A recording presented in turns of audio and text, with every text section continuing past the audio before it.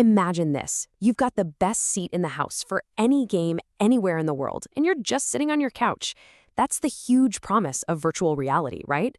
But what exactly happens in our brains that takes a really cool virtual experience and turns it into a real, actual desire to spend money? Well, let's dig in.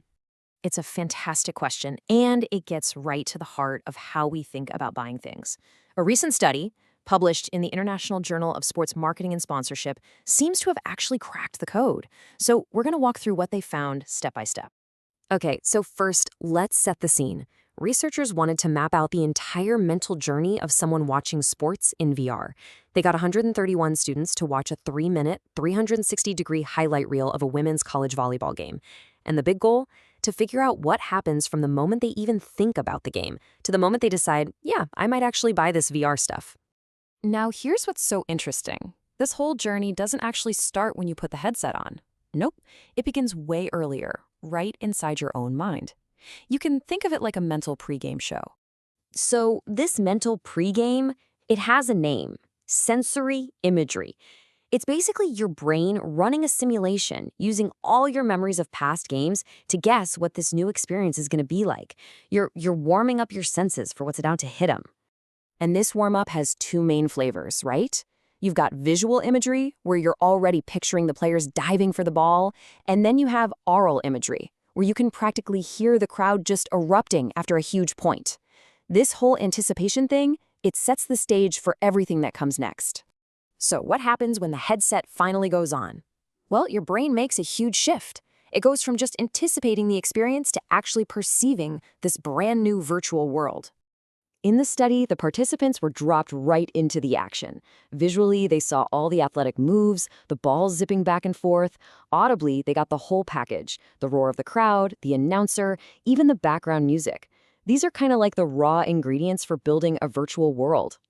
But the truly crucial step is what the brain does with these ingredients. It creates something called a sense of presence. And honestly, this is the magic trick. It's that powerful psychological feeling that you aren't just watching a screen. No, you are in the arena. You feel like you are genuinely there. And this brings us to the real aha moment of the research.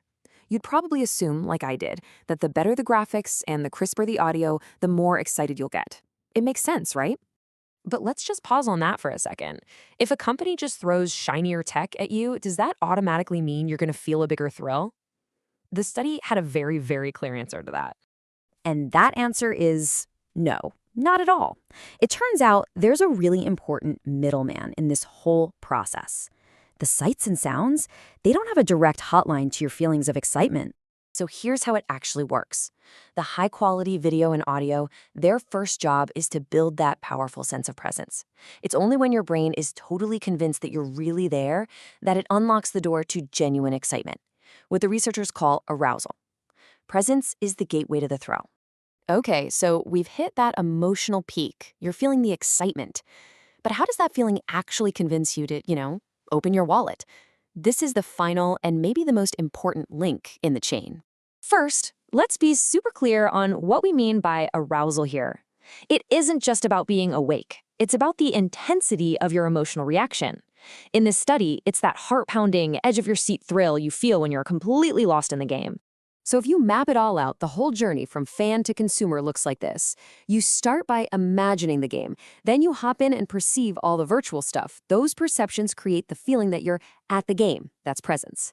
That presence leads to the emotional peak, the excitement of the game. That's arousal. And it's that final feeling that makes you want to buy the tech. And here is the bottom line from the research. The connection was direct and it was strong. The more thrilled a person felt during that virtual game, the higher their arousal, the more likely they were to say they intended to buy VR devices and subscribe to VR sports content. Plain and simple. So what's the big takeaway from all this? Well, the study basically gives us a formula, a psychological chain reaction, really, for how to turn a virtual view into a real-world purchase. Let's just run through it one more time, because this is the key to the whole thing. It all kicks off with your imagination. That gets you ready for the virtual sights and sounds, which then create a sense of presence. That feeling of being there is what unlocks emotional arousal. And finally, that excitement is what drives the desire to buy. And hey, if you need more proof of just how critical presence is, the numbers from the study are pretty shocking.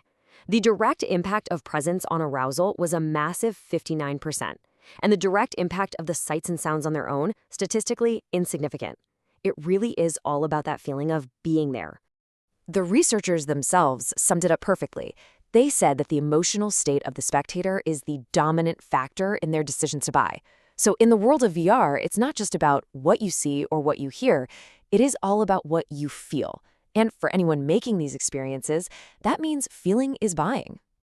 So there you have it. That's the psychology behind VR's incredible power to persuade. But it kind of leaves us with a much bigger question, doesn't it? We now have a formula for manufacturing a feeling of reality.